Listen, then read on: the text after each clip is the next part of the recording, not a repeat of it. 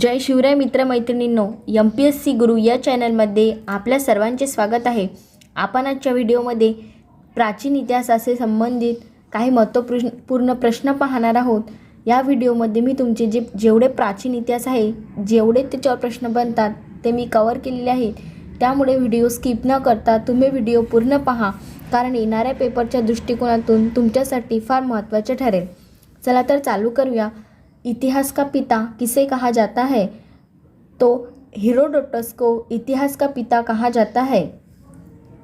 सिंधु सभ्यता किसके लिए प्रसिद्ध थी? सुनियोजित शहर हेतु सिंधु सभ्यता प्रसिद्ध थी. सिंधु सभ्यता के लोगों का व्यवसाय क्या था? तो व्यापार.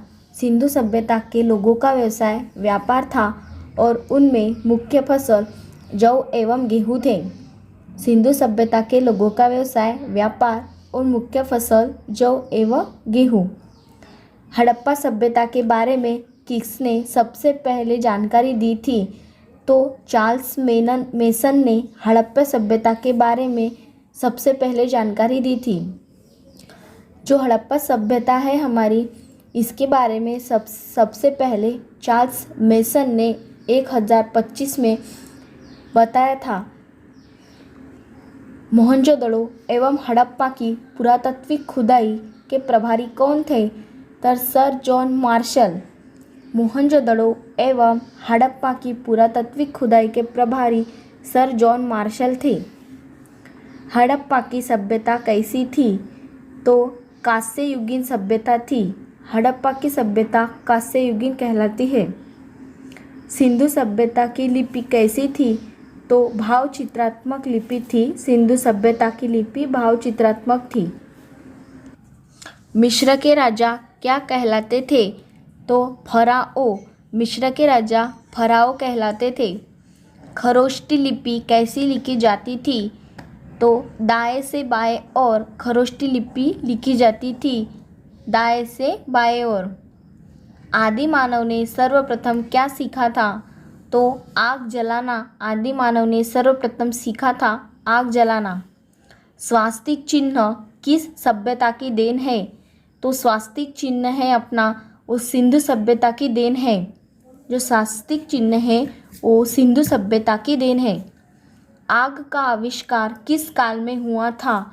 तो पुरान पाषाण काल में आग का आविष्कार हुआ था. आग का आविष्कार पुरान पाषाण काल में हुआ था. सबसे पहला पालतू जानवर कौन सा था? तो कुत्ता जो है वो सबसे पहला पालतू जानवर था. सिंधु सभ्यता कैसी थी? तो आद्य ऐतिहासिक थी. सिंधु सभ्यता जो है हमारी वो आद्य ऐतिहासिक कहलाती थी. सिंधु सभ्यता का प्रमुख बंदरगाह कौन सा था? तो लोथल जो है वो सिंधु सभ्यता का प्रमुख बंदरगाह था. हड़प्पा के लोग किस धातु को नहीं जानते थे? तो जो हड़प्पा के लोग हैं वो लोहा से परिचित नहीं थे. हड़प्पा के लोग लोहा को नहीं जानते थे. हड़प्पा में मिट्टी के बर्तन पर प्रयुक्त रंग कौन सा था? तो लाल जो रंग है वो हड़प्पा में मिट्टी के बर्तन पर प्रयुक्त था. मेसोपोटामिया का अर्थ क्या है? तो दो नदियों के बीच की भूमि को मेसोपोटामिया कहते हैं. बहुत बार पेपर में पूछा जाता है मेसोपोटामिया का अर्थ क्या होता है?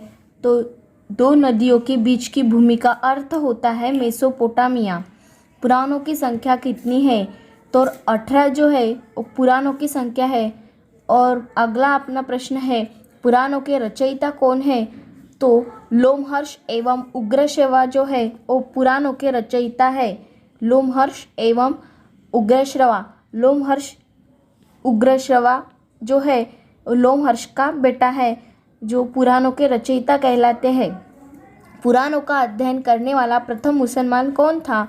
तो अल-बरूनी जो है वो पुराणों का अध्ययन करने वाला प्रथम मुसलमान था. अल-बरूनी. और अल-बरूनी की पुस्तक है किताब उल हिंद किंवा और तहकीब ए हिंद. पुराणों का अध्ययन करने वाला प्रथम मुसलमान अल-बरूनी और उनकी किताब उल हिंद कहलाती है.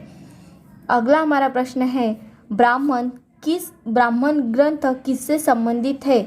तो ब्राह्मण जो ग्रंथ है वो कर्मकांड से संबंधित है। शतपथ ब्राह्मण संबंधित कौन सा वेद है? तो यजुर्वेद जो है वो शतपत्र ब्राह्मण संबंधित है। अगला हमारा प्रश्न है, गद्य एवं पद्य वाला वेद कौन सा वेद है? तो यजुर्वेद जो है वो दोनों भी इसमें है, गद्य एवं पद्य दोनों इसमें वाला वेद बहुत बार पूछा जाता है, तो वो है यजुर्वेद। भागवत धर्म के प्रवर्तक कौन थे? तो कृष्ण जो है वो भागवत धर्म के प्रवर्तक थे। भक्ति आंदोलन का प्रारंभ किसने किया था? तो भक्ति आंदोलन का प्रारंभ अलवर संतों ने किया था। अलवर संत। ऋग्वेद में सबसे पवित्र नदी कौन सी है?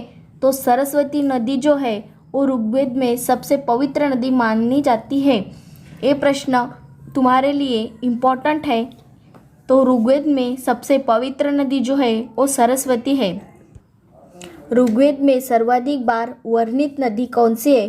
तो सिंधु नदी जो है वो ऋग्वेद में सर्वाधिक बार वर्णित नदी है, सिंधु नदी। पवित्र नदी पूछी जाए तो सरस्वती, और सर्वाधिक बार वर्णित नदी बोले तो सिंधु नदी। ऋग्वेद में वर्णित प्रमुख देवता जो कि इंद्र है, और इंद्र का पुराना नाम पुरंदर है। इंद्र का पुराना नाम पुरंदर है, और ऋग्वेद में वर्णित प्रमुख देवता है इंद्र। ऋग्वेद में सबसे बाद निर्मित मंडल कौन सा है? तो ऋग्वेद में सबसे बाद निर्मित मंडल है 10वां जो मंडल है वो ऋग्वेद में सबसे बाद निर्मित, मतलब आखिरी मंडल जो है वो 10वां मंडल। प्राचीन हिंदी विधि के लेखक कौन थे? तो मनु जो है वो प्राचीन हिंदी विधि के लेखक थे। स्मृति ग्रंथ सबसे प्राचीन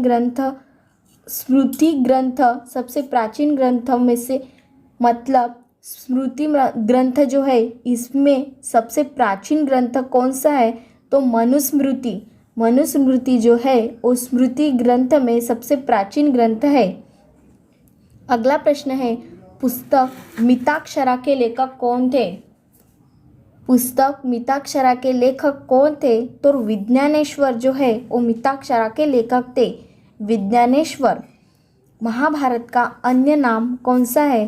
तो जय संहिता जो है वो महाभारत का अन्य नाम है जय संहिता।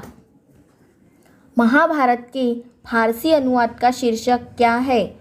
तो महाभारत के फारसी अनुवाद का शीर्षक है रजमनामा। शून्यवाद का प्रतिपादन किसने किया? तो नागार्जुन जो है उसने शून्यवाद का प्रतिपादन किया था, नागार्जुन। और नागार्जुन को भारत का आइंस्टाइन भी कहा जाता है, और उसने शून्यवाद का प्रतिपादन किया था। बौद्ध धर्म का पूजन स्थल कौन सा है? तो चैत्य मंडप जो है वो बौद्ध धर्म का पूजा स्थल है, चैत्य मंडल। और बौद्ध का प्रमुख ग्रंथ पूछा जाए तो त्रिपिटक। बौद्ध का प्रमुख ग्रंथ त्रिपिटक और पूजा स्थल चैत्य मंडप। अगला हमारा प्रश्न है, आजीवक पंथ का प्रवर्तक कौन था? तो भवखाली घोष जो है वो आजीवक पंथ का प्रवर्तक था। हिजरी संवत की शुरुआत किसने की? शुरुआत कब हुई? तो ईस्वीसन पूर्व 622 में हिजरी संवत की शुरुआत हुई, और शक संवत की शुरुआत कनिष्क ने की थी। जैन तीर्थकर की जीवनी का उल्लेख किसमें है? तो कल्पसूत्र जो है इसमें जैन तीर्थकर की जीवनी का उल्लेख है कल्पसूत्र में। महावीर किस राजघराने में पैदा हुए थे? तो क्षत्रिय घराने में वर्धमान महावीर जो है वो पैदा हुए थे, क्षत्रिय। महावीर एवं बुद्ध दोनों ने किसके शासनकाल में उपदेश दिए थे? तो वर्धमान महावीर और गौतम बुद्ध इन दोनों ने बिंबिसार के शासनकाल में उपदेश दिए थे, और बिंबिसार जो है वो हर्यक वंश का संस्थापक है। याद रखिए, बिंबिसार जो है वो हर्यक वंश का संस्थापक है, और बिंबिसार का लड़के का नाम है अजातशत्रु। बिंबिसार के शासनकाल में वर्धमान महावीर और गौतम बुद्ध ने उपदेश दिए थे। ईसा मसीहा का जन्म कहाँ हुआ था? तो ईसा मसीहा का जन्म बेथलेहम में हुआ था। बेथलेहम में ईसा मसीहा का जन्म हुआ था। अगला प्रश्न है, ईसा मसीहा को सूली पर किसने चढ़ाया था? तो ईसा मसीहा को सूली पर पेटियस ने चढ़ाया था। पेटियस ने ईसा मसीहा को सूली पर चढ़ाया था। मगध की राजधानी कौन सी है? तो राजगृह जो है वो मगध की राजधानी है, राजगृह। 16 महाजनपदों की सूची जो है वो किसमें वर्णित है? 16 महाजनपदों की सूची अंगुत्तर निकाय और भगवती सूत्र में वर्णित है। और अंगुत्तर निकाय बौद्ध धर्म से संबंधित है और यहाँ इसमें 16 महाजनपदों की सूची में वर्णन है अंगुत्तर निकाय में। शिशुनाग वंश का संस्थापक कौन था? तो शिशुनाग जो है वो शिशुनाग वंश का संस्थापक था। अगला हमारा प्रश्न है, हर्यक वंश का संस्थापक कौन था? तो बिंबिसार जो है वो हर्यक वंश का संस्थापक था। पाटलिपुत्र की स्थापना किसने की थी? तो पाटलिपुत्र जो आज का पटना जो है उसका पुराना नाम पाटलिपुत्र था। उसकी स्थापना पाटलिपुत्र की स्थापना उदयन ने की थी। उदयन ने की थी पाटलिपुत्र की स्थापना और आज का नाम पटना जो कि बिहार में है। पाटलिपुत्र किस नदी के संगम पर बसा है? ये जो प्रश्न है वो पेपर में पूछा जाता है।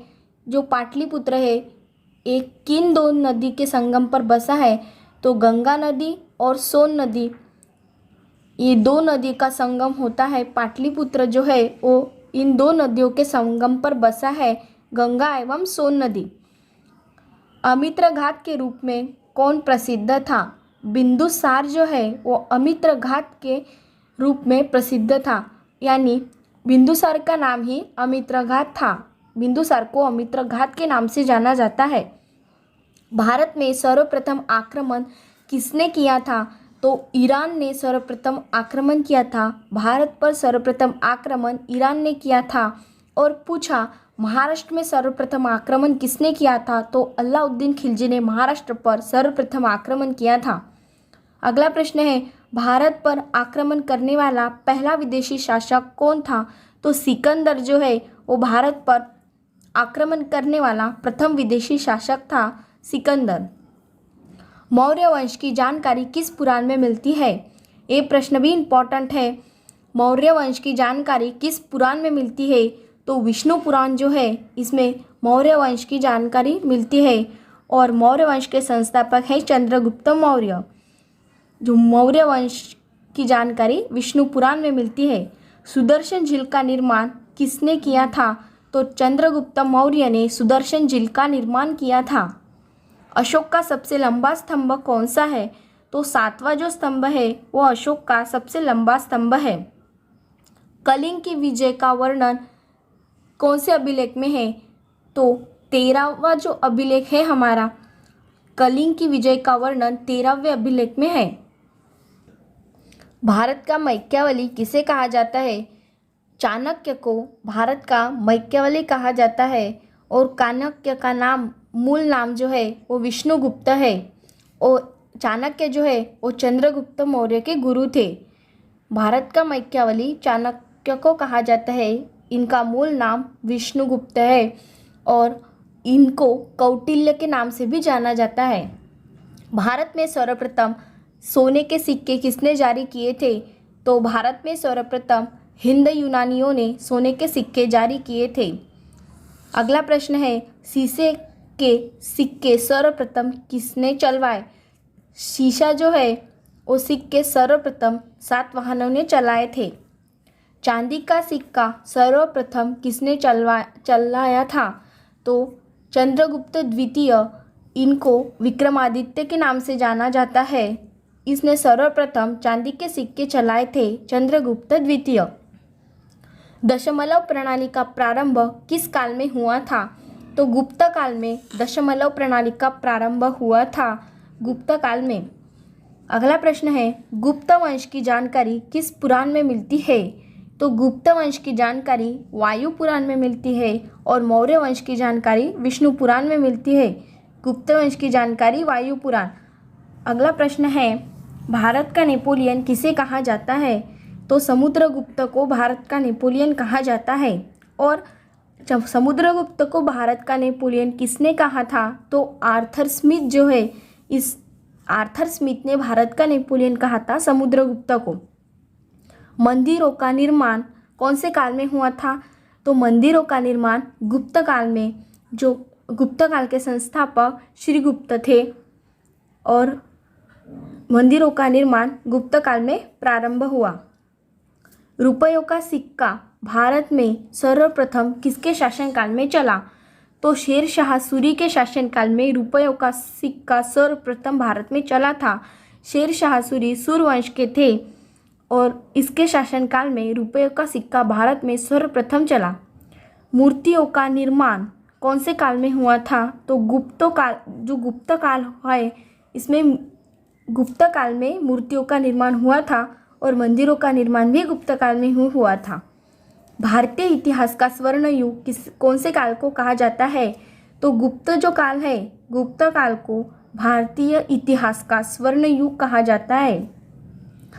इस तरह के वीडियो देखने के लिए हमारी चैनल को सब्सक्राइब करें और शेयर करें। यदि ये वीडियो पसंद आए तो इस वीडियो को लाइक करें। धन्यवाद।